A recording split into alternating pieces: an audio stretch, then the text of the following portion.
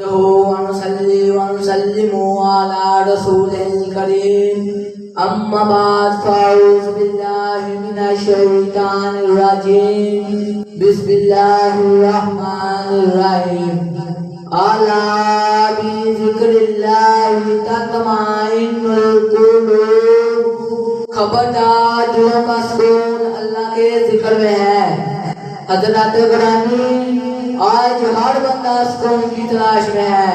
کوئی کہتا ہے دولت زیادہ کما لوں تو سکون مل جائے گا، کوئی کہتا ہے میری گاڑی لوگوں سے بڑی ہو تو سکون مل جائے گا، کوئی کہتا ہے میرا مکان باقی لوگوں سے اچھا ہو تو سکون مل جائے گا، کوئی کہتا ہے جائیداد بینک دولت ہو گئی تو سکون مل جائے گا۔ لیکن یاد رکھنا کہ ان سب چیزوں سے سکون نہیں ملتا۔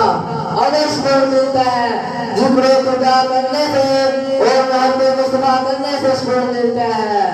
جب بندہ اپنے رب کا ذکر کرتا ہے اللہ تعالیٰ اسے ذہن، دماغ اور دل کا سکون عطا فرماتے ہیں۔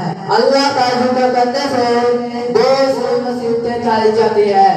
اللہ کا ذکر کرنے سے قبر بہتر ہو جاتی ہے۔ اللہ کا ذکر کرنے سے مثلاً نماز پڑھنے سے آخرت بہتر ہو جاتی ہے۔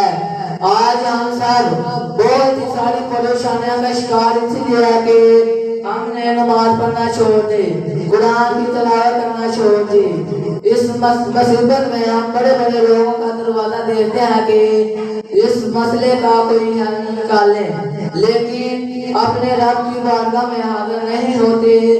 اگر اس مسئلے کا حل نکالنا چاہتے ہو، دلوں کا سکون چاہتے ہو، ذکر خدا کیا کرو، کیونکہ نہ دنیا سے